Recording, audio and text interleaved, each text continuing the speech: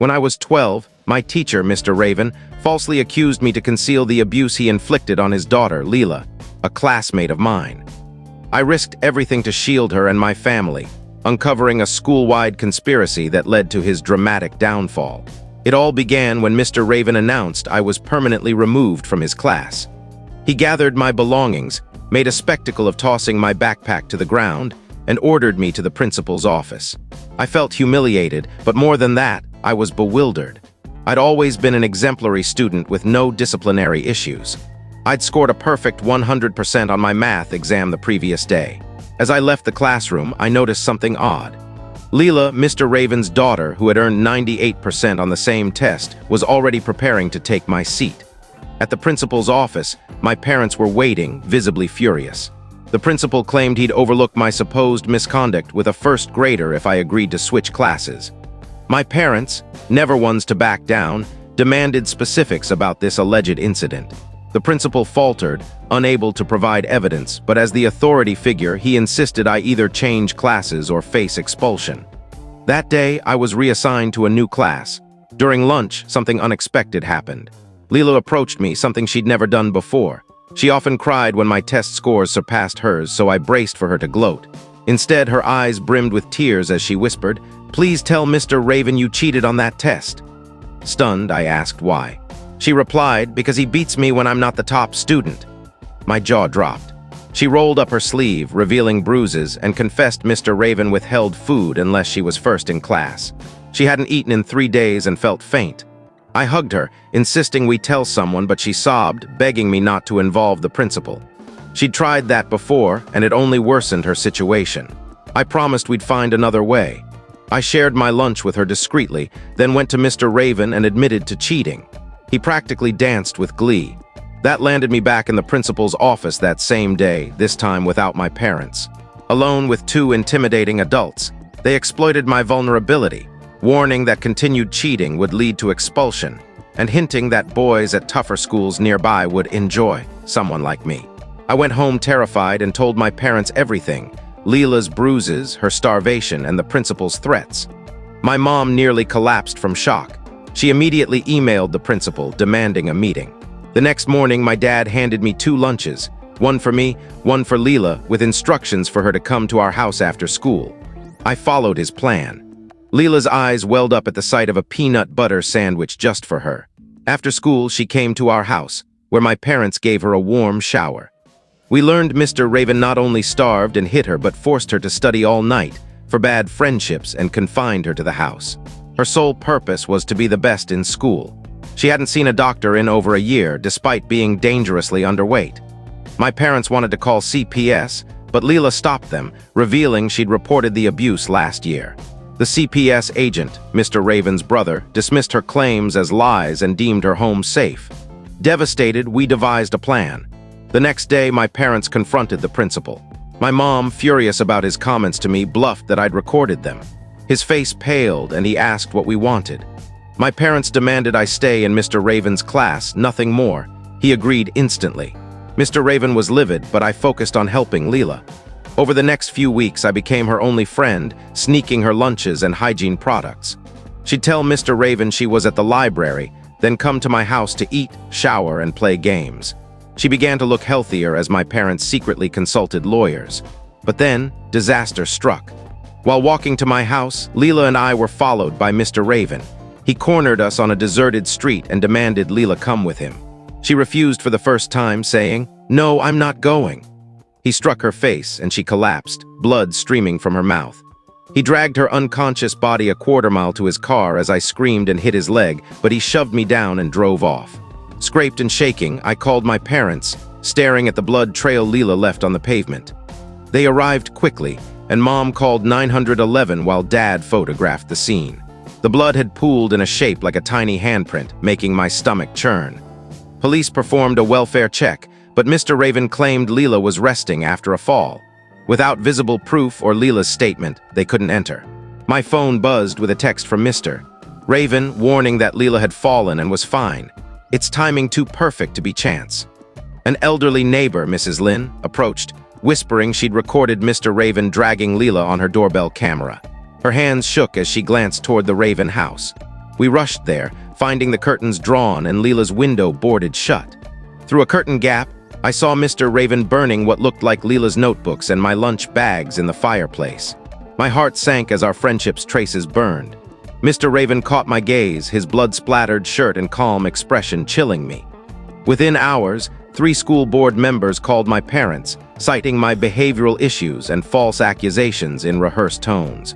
My friend Sophie texted that her mom, a school employee, forbade her from seeing me, claiming we were troublemakers. Mrs. Lynn's footage showed Mr. Raven's assault and 3 prior incidents of him dragging Leela inside, each time with worse injuries. Mr. Raven's aide, Miss Lopez, met my mom at the store, nervously sharing months of documented concerns about Leela. My aunt called, accusing us of attacking a grieving widower. Later, I found an email from Leela in my spam folder, sent from a library computer at 2 a.m., begging for help but warning that Mr. Raven monitored her messages. Mr. Raven called Dad's workplace, alleging harassment and threatening lawsuits. Dad's boss warned him about professional boundaries. I was suspended for disruptive behavior, despite not being in Mr. Raven's class. The principal cited safety but offered no specifics. Our pastor, whose daughter was in Leela's class, refused to help, calling Mr. Raven a respected churchgoer and suggesting we needed counseling.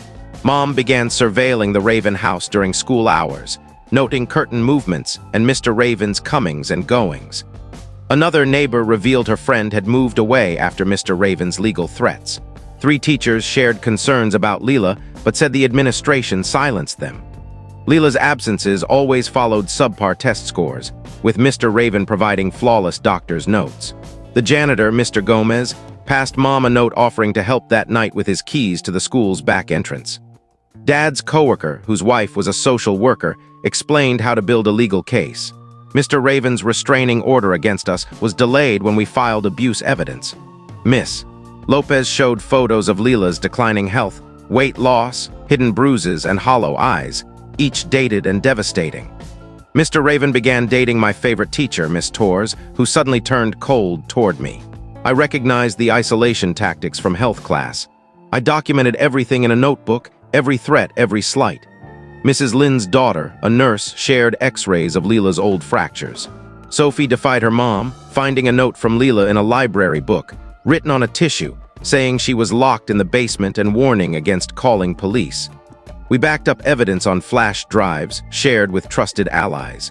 A cease and desist letter from Mr. Raven's lawyer arrived, accusing us of defamation. Police accepted Mr. Raven's claim that Leela was too sick to appear, failing to check further. Other parents revealed their children feared Mr. Raven. Dad found the basement window painted black, with condensation suggesting someone breathing inside. Mr. Raven's sister-in-law, Claire, revealed his wife's suspicious death, with no autopsy performed. The principal's secretary left doors unlocked to help us. Leela's birthday neared.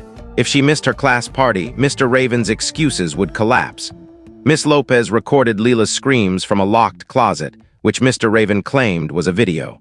A parent saw him buying heavy locks, muttering about stopping escapes.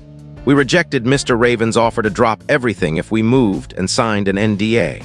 The school board president's wife hinted at an emergency meeting. Mr. Gomez found Leela's journal in the school's vents, detailing years of abuse. Its final entry, 7 words, broke our hearts. The nurse confirmed a pregnancy test ordered during Leela's last ER visit stopped when Mr. Raven took her away. Financial strain hit as Dad's hours were cut. Mom sold jewelry.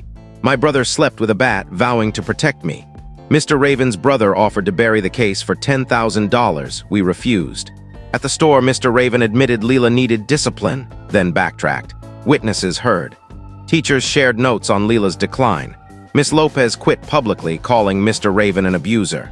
7 families met secretly, one parent admitting guilt for staying silent. A reporter began investigating. The principal's secretary shared buried complaints from 3 other families. A travel agent overheard Mr. Raven asking about non-extradition countries. Claire provided his wife's diary, documenting abuse and her plan to flee with Leela. We monitored other students in Mr. Raven's class via a phone tree. 23 parents petitioned for his suspension. My academic record debunked his lies about me. The principal saw Miss Lopez's video of Mr. Raven hitting a student. Community support grew through donations and meal trains. A new CPS worker confirmed the original investigation's negligence. On Leela's birthday, Mr. Raven claimed she was with relatives, but her classmates knew she had none. A parent saw him grab another student harshly. Leela's worsening condition spurred urgency. She might not survive much longer. I comforted scared classmates, keeping my focus on Leela. Recall petitions targeted complicit board members. An independent investigation validated our evidence, but delays persisted. A judge granted an emergency custody order. Police tracked Mr. Raven's phone to his house after he skipped a meeting. SWAT surrounded the home as neighbors gathered. We waited as they cut through basement padlocks. The door gave way amid crashing furniture and shouts. An officer emerged with Leela, her arm twisted unnaturally, blood caked on her face. My friendship bracelet hung on her wrist, worn and stained. Mr. Raven was cuffed, his cold gaze meeting mine. At the hospital, doctors treated Leela's dehydration, malnutrition, and injuries. The interviewer broke down after hearing Leela's story. Exams revealed healed fractures, starvation damage, and scars from repeated trauma. Our evidence, doorbell footage, medical records, journal, formed an airtight case. Mr. Raven's brother was arrested for corruption. The school board fired Mr. Raven and the principal, mandating new training. Mr. Raven claimed we harassed him, but his motions failed. A donor offered a bribe to silence us. Mom refused. I testified about Leela's bruises and hunger, my voice breaking at the memory of her blood trail. The judge placed Leela with us, despite Mr. Raven's appeal. At the appeal hearing, Leela's frail appearance silenced his lawyer's claims of discipline. The autopsy of Mr. Raven's wife showed antifreeze poisoning, backed by Claire's letter. Prosecutors offered a deal. Mr. Raven would surrender parental rights to separate abuse and murder charges, ensuring Leela's safety. He signed, thinking he'd won, but the judge required a public confession. He admitted starving, beating, and locking Leela in the basement, sealing his murder case. Leela was permanently placed with us. Mr. Raven's brother took a plea, exposing more cover-ups. The principal resigned, and reforms were enacted. Leela began healing with medical and therapy support, smiling when my brother shared his dessert. A memorial garden honored Mr. Raven's wife. 5 years later, Leela graduated as valedictorian, her speech about survival inspiring all. She earned a social work scholarship, determined to help others. Mr. Raven got life without parole, and our community became a child protection model.